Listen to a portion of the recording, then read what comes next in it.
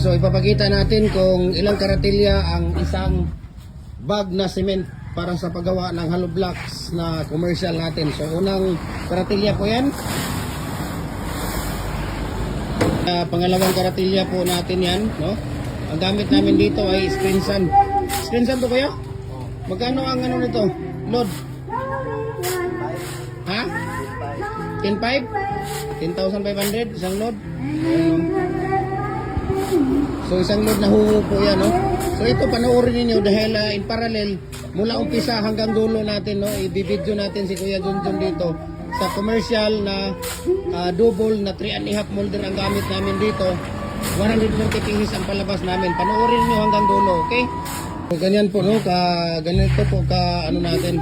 Karami yung ating isang karatilya, okay? So sa isang karatilya, tatlong sako po, no, ang laman ng isang karatilya. Tatlong sako na buhangin sa sako ng simento. Okay? So pangalawang karatilya na po 'yan. Ayan, pangalawang karatilya. At ito yung mga ginagawa niya yung mga nakarang araw. Okay, kahapon, kaninang umaga, ngayon doon nung nakarang araw 'yun.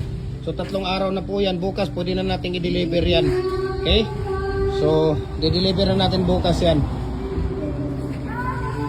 Mainom muna siya ng gasolina para mabilis ang kargada. Ayan, so pangatlong karatilya na po yan natin. Okay? Yung paggawa natin ng poste, ayan, no, nasa harap lang. Gumagawa din sila ng poste doon.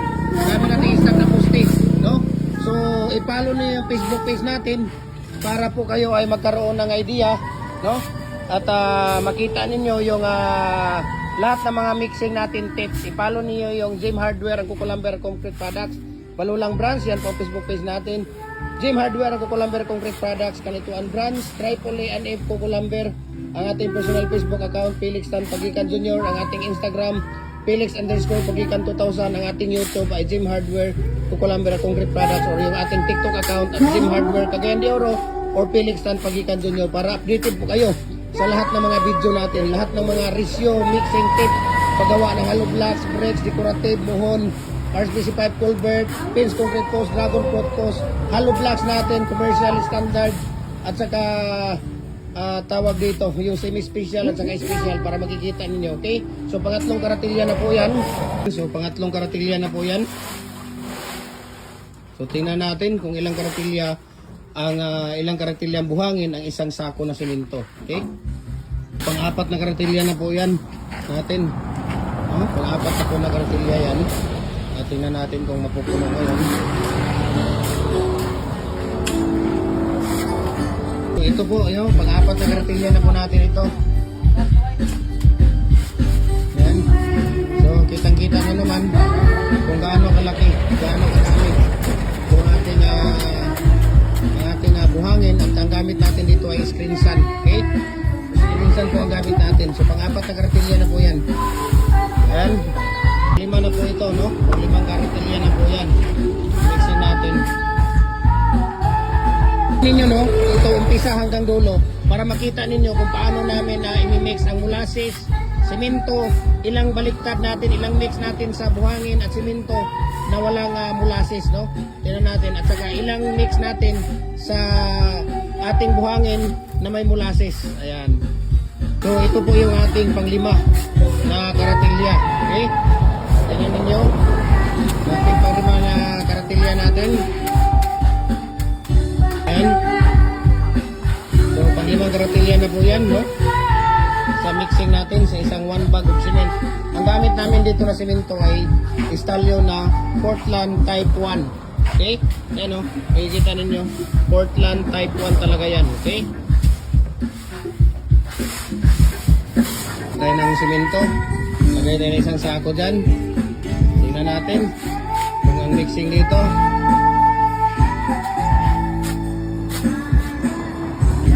So, tapo natin yung isang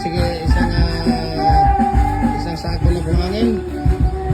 Para sa 5 karatilya or 15 bags of cement natin. Okay? Ayan. So tingnan natin kung ilang mix ito. Okay? Kailangan i-mikos-mikos ito. Tingnan niyo kung paano pag mikos-mikos. Ayan, ang ating tawag dito, ang ating simento, kung paano ilalagay. Ayan, kitang-kita nyo naman kung paano ilalagay yung ating simento. Okay? So panoorin nyo na maayos ito. Dahil kung ikaw ay hindi matutong gumawa ng hollow block, tiyak ito'y pag napapanood mo, talagang matututo ka na dito. Okay? Dahil wala kami tinatago dito. Sa lahat ng aming experience, sinishare po namin sa inyo. Okay? Panoorin ninyo. So, ganyan po ang ating mga tirada sa paggawa natin ng ating hollow blocks natin. Okay? Ayun, ayan, unang baliktad yan. Panoorin ninyo, yan ay unang baliktad, okay? Unang mix po yan. Unang mix po natin yan sa buhangin na may simento. At kitang-kita nyo kung paano namin titirahin ngayon yan. So, nasa kalahati na po, no? Unang mix pa lang po natin to. Unang mix, tingnan natin kung ilang mix ito sa dry. So, wala pang molasses at saka tubig, tingnan natin. So malapit nang matapos yung isang mixing natin. Ayan. Yung isang mix natin malapit nang matapos yan. Tingnan natin maya-maya lamang. Kung malapit nang matapos yung isang mix natin. Ayan, kung makikita niyo. Isang mix pa yan.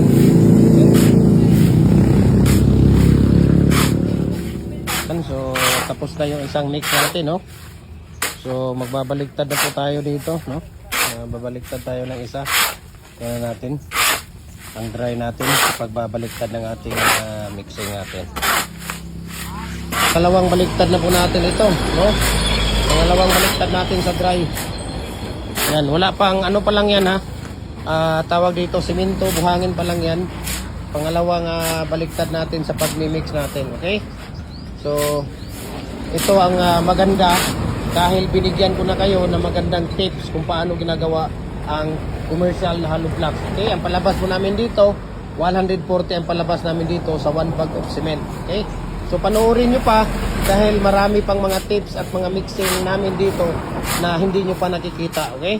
Ito yung molasses natin, no? Ayan, kung makikita ninyo, yan yung molasses natin. Tingnan natin mamaya kung ano ang mixing dito sa molasses natin.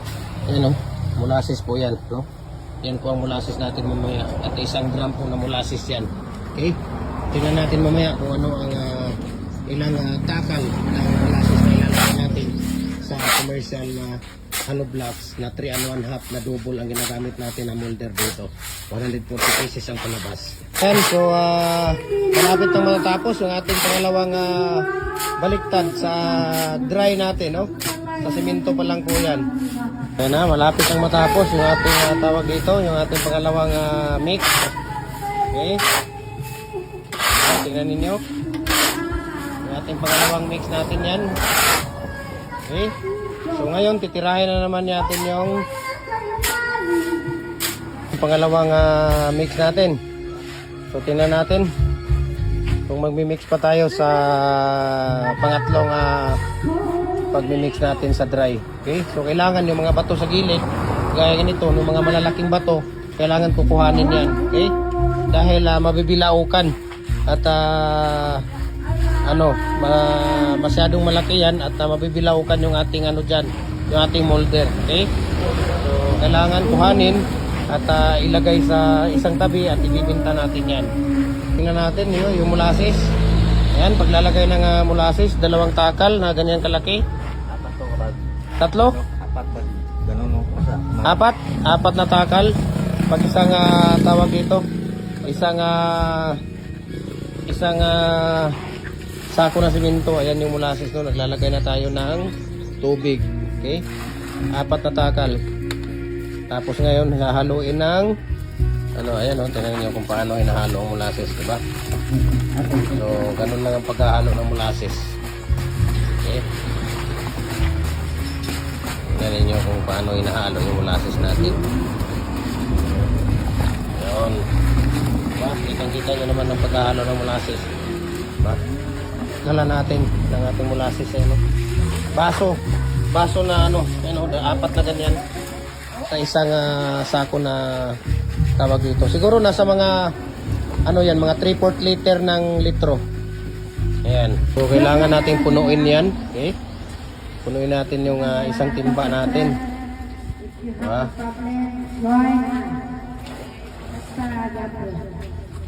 Ayan.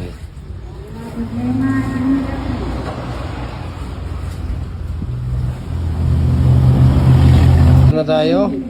Okay, tingnan ninyo kung paano natin ihahalo yung molasses. So, tingnan ninyo. So, ngayon, pangatlong baliktad na po yan, no? Ayan, babaliktad na natin yan. Tatlong baliktad po yan. Ayan. So ngayon maglalagay na tayo ng molasses. Okay? Tingnan niyo yung paglalagay ng molasses, di ba? Dahan-dahan lang ang paglalagay ng molasses. Ayan. So, lagyan ulit ng buhangin. Ganun ang tira. Pangatlong baliktad, kailangan mayroon ng molasses. Okay? So, tingnan niyo ha.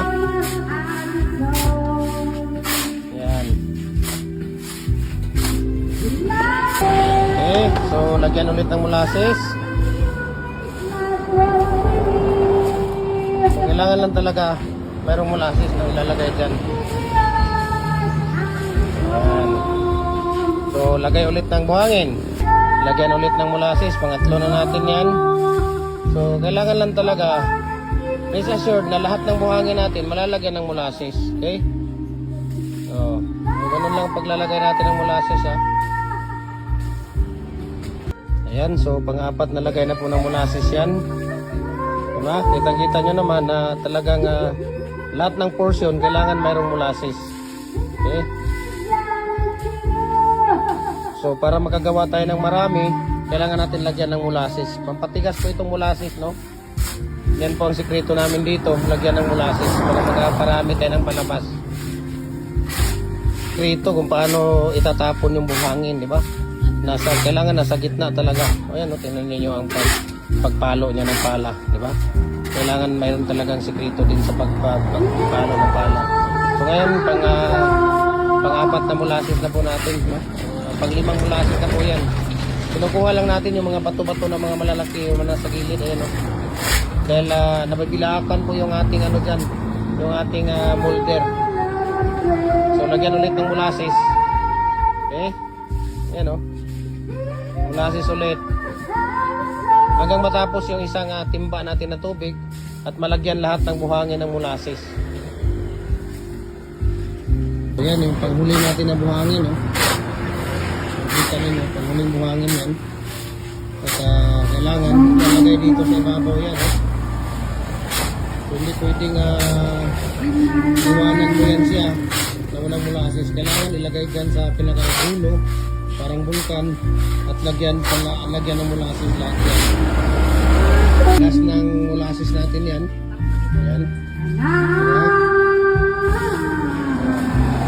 Kita nyo naman, diba?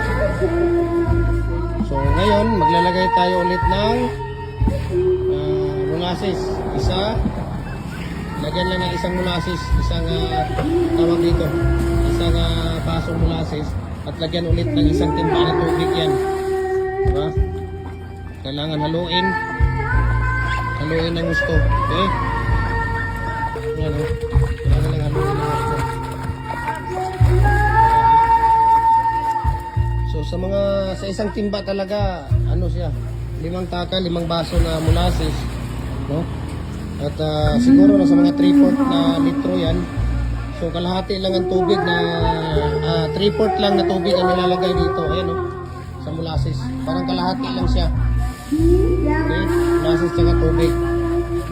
Ayan, diba? Kita-kita nyo naman kung paano ilalagay. Ayan, kailangan basang-basa siya. Ayan. So ngayon, pang-apat na ano na yan? Pang-apat na baliktad na po ito. Okay? Ayan, oh. Diba? Imposible naman kung hindi ka matututo dito. Talagang napaka malaking question mark dito kung pinapanood mo ito kung hindi ka matututo sa paggawa ng hollow blocks, no? So, di ba? Lagyan ng tubig yung gitna. Okay? Tapos, lagyan ng buhangin sa gitna. Okay? Lagay ulit yung mga nasa gilid. Kasi yung nasa gilid kanina, yun ang hindi natin nalagyan ng molasses. kita ninyo, yung nasa gilid, yun ang hindi natin nalagyan ng molasses. So, kailangan ilagay sa gitna lahat ng mga nasa gilid. Okay? So, lahat ng mga nasa gitna, lahat ng mga nasa gilid, ilagay sa gitna. Okay? Para yun po ay malagyan ng molasses. Okay. Sa lahat ng mga molder natin, we can ship nationwide, Luzon, Visayas, Mindanao. Kahit sa sulok mo kayo ng mundo, kayang abutin ng ating cargo. I-message nyo ako, share ko sa inyo ang price list sa shipping details dito. Mayroon tayong commercial dito. Okay, 3 and 3/4, 3 and 1/2, trays. Mayroon din tayong 5 and a half size. No? Depende sa inyo kung anong klaseng molder ang gusto ninyo. Okay, so ito, pang-apat na baliktad na po ito. Okay, binabaliktad na pang-apat na po yan. Yan, diba? Kitang-kita nyo, pang-apat na baliktad na po ito na mayroong dalawang baliktad na po ito sa pangalawang baliktad na po ito sa mayroong molasses at saka tubig. Okay? Dalawang baliktad sa dry, dalawang baliktad sa may molasses at saka tubig.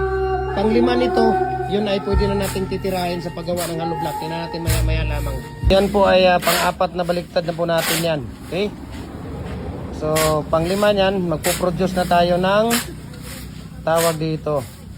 Magpo-produce na tayo dito ng hollow blocks. Okay? Inurin natin maya-maya. Ang buhangin kasi natin basa. Kaya tingnan niyo yung buhangin natin, screen sun yung ginagamit natin na buhangin. Kaya isang timba at kalahati lang yung nailagay natin na tubig.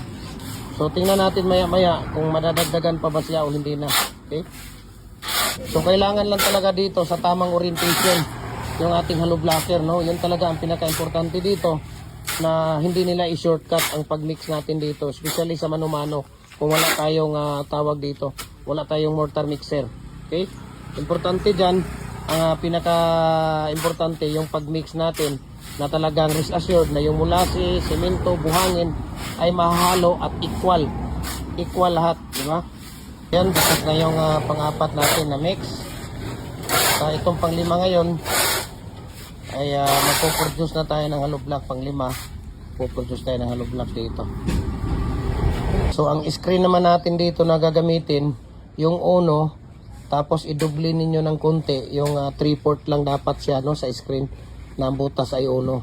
So i-double nyo siya, isapaw ninyo, ibig sabihin i-double nyo yung screen. Na kailangan yung bato na 3/4, yun ang mga kasama sa pag-screen, at saka yung 3/4 na bato pataas, yun ay hindi makakasama. Yun ang ini-screen din natin yung ating buhangin, di ba? Buhangin naman natin ay standing na screen sun siya, or mix sun or mix biot. Kailangan natin na i-screen talaga siya. Pero kagaya nito, screen sun siya, hindi na natin ni-screen. Medyo mahal ang screen sun, no? Pinakamahal ito dito sa amin ang screen sun. Dakdakan natin, ayan, kung makikita niyo, yan ang dakdakan natin. Dito na yung ating molder. Double po itong molder natin na ginagamit. Commercial siya at 3 and a half. No? Ayan yung dakdakan natin. At saka yung palo-palo. Nandyan na yung palo-palo natin. Ngayon, magpo-produce na tayo ng hollow blocks. Okay?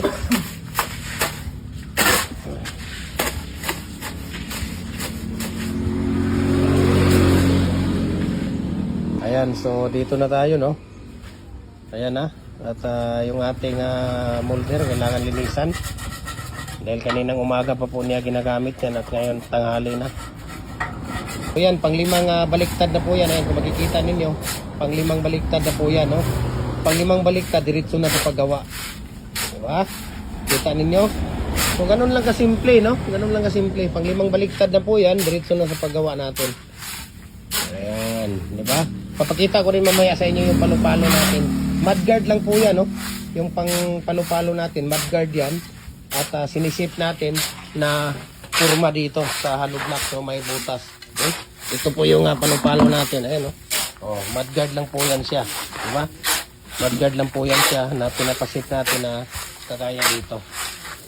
So pang-limang halo na yan at diretso na yan sa pagpuproduce natin ng hollow blocks natin. Okay? So tingnan ninyo ang unang produce natin. So iwan ko lang sa inyo kung hindi kayo matututo dito, no? Talagang matututo talaga dito kayo dahil napakaganda, no? Ayan, no? Tingnan ninyo, umpisa hanggang dulo, hanggang makapag-produce tayo ng molder.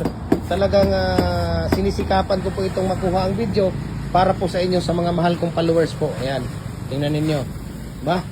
Para po sa mahal kong followers, para po ito sa inyong lahat. So, paki-comment, paki-share, at paki-like yung video natin para mas marami pa tayong mga kababayan na matutulungan natin. Ayan, kita nyo? Diba? So, ngayon, tingnan natin, pangalawa. Tingnan natin yung pangalawang birada. Diba? So, tingnan natin kung hindi pa kayo dito matututo.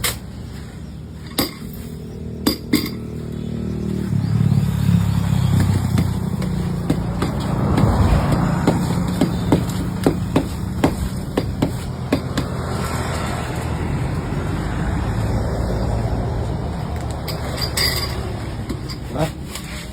Kitang-kita nyo. Grabe. Diba? So maraming salamat. Ang God bless po. Kaya dun, salamat ha. Ayan.